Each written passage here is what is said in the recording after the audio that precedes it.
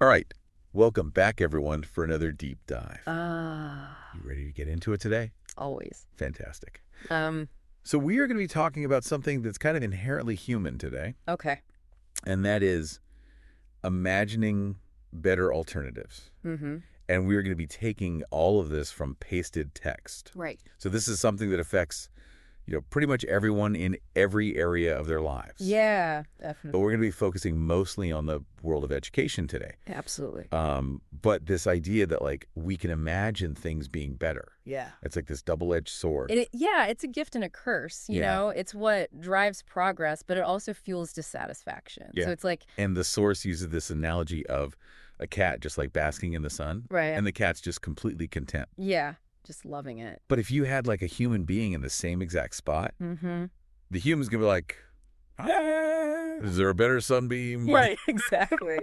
Is the grass greener on the other side? Yeah. Yeah. Is the sunbeam across the street better? Exactly. Exactly. Yeah. So how much of this is like a uniquely human thing? Well, I think it really is at the core of what makes us human, this ability to not just be present in the moment, but to constantly be thinking about how things could be different, Right. how they could be improved. And that's what's led to so many amazing innovations, from, the wheel to the internet. Yeah. Like all of these things started with somebody imagining something better. Yeah. Yeah. But then there's that flip side where Yeah. that same imagination can lead to us constantly feeling like we're missing out. Right. Like we're not good enough. Yeah. Like we should be doing something else or being somewhere else. Yeah. Or like romanticizing the past. Oh, yeah. Like, oh, things were so much better Yeah.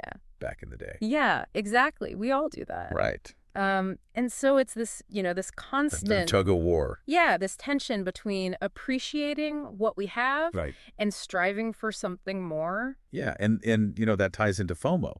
Like Yeah, absolutely. fear of missing out. That's like the epitome of it, right? Yeah. Like, is there a better party happening somewhere else? Right. Am I missing out on something? All right. And it's all based on this idea that there's something better out there. Right. And so recognizing FOMO can help you start to think about, Yeah.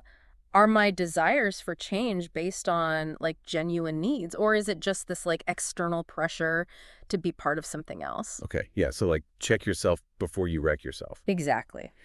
So let's get into how this applies to education specifically, Okay. because I think we've all felt this pressure to find the perfect learning environment. Yeah, absolutely. Whether it's for ourselves or for our kids. Right. Like the perfect school, the perfect program, the perfect teacher.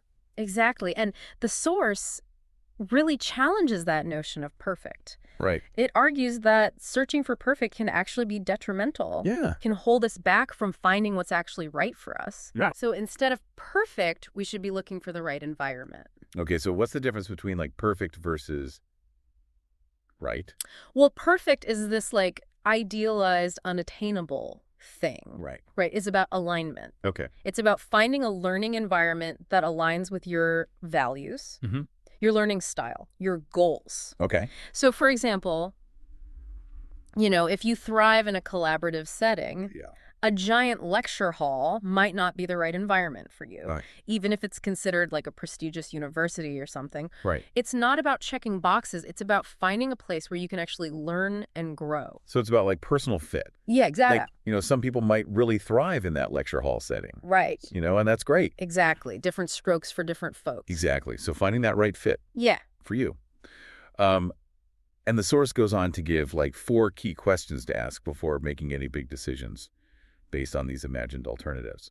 Yeah, these questions are really helpful for making sure that our desire for change is based on like solid reasoning Mm-hmm. and not just on like fleeting emotions or assumptions. Right. So the first question is like, what specific improvements are you seeking? Okay. So not just like, I want something better, Right. but like, what exactly do you want to be different? Okay. Yeah. So get really specific about it. Yeah, exactly. Okay. The second question is, are your concerns based on real experiences or just assumptions? Okay. Because it's easy to like project our ideals onto something new Right. without really considering the potential downsides. Right. The third question is, what evidence do you have that a change will actually bring about the desired results? Okay. So are you Yeah. basing this on, research or data, or is it just like a gut feeling? Right. Yeah. And then the final question is, how much of your dissatisfaction stems from external pressures versus your own internal needs. Oh, that's a good one. Yeah. Yeah, like, are you feeling pressure from society or your family or your peers? Mhm. Or is this something that you genuinely want for yourself? Yeah. Are you coming at this from a place of like, I need to improve myself to meet these standards Yeah. versus like, no, I actually really want to learn this thing. Exactly. And I think it's easy to get those two things confused. Oh, yeah, for sure. Okay, so those questions are all really great.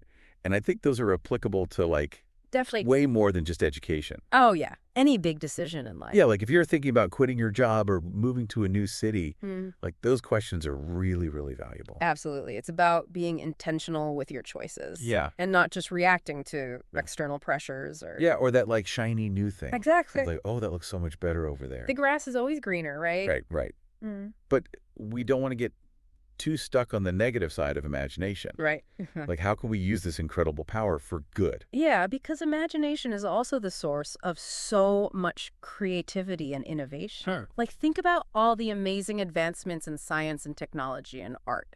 Right. All of that started with someone imagining something new, something better. Right. So how can we harness that power? Yeah, like how can our listeners actually use imagination constructively in their own lives? Well, the source offers a few suggestions. Okay. You can use your imagination to improve your current situation, Mhm. even if it's just making small tweaks to your approach. Okay.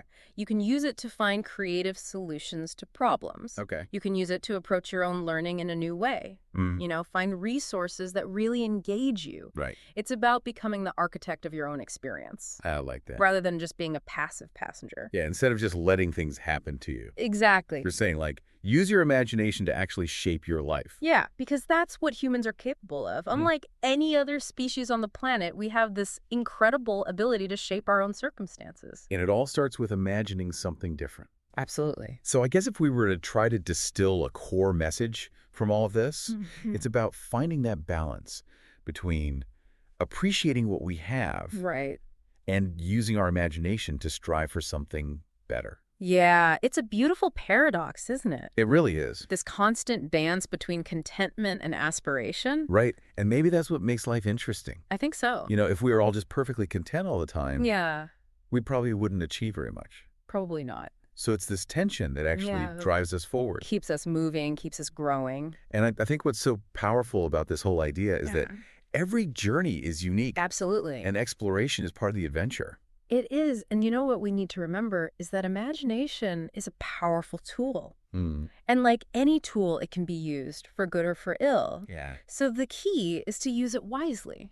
And maybe that's what sets us apart. Yeah. As humans, that ability to dream, to adapt, and to create a future, that reflects our aspirations. That's a beautiful thought. Yeah. Yeah. Thanks for diving in with me today. Always a pleasure. All right. We'll see you next time for another deep dive. See ya.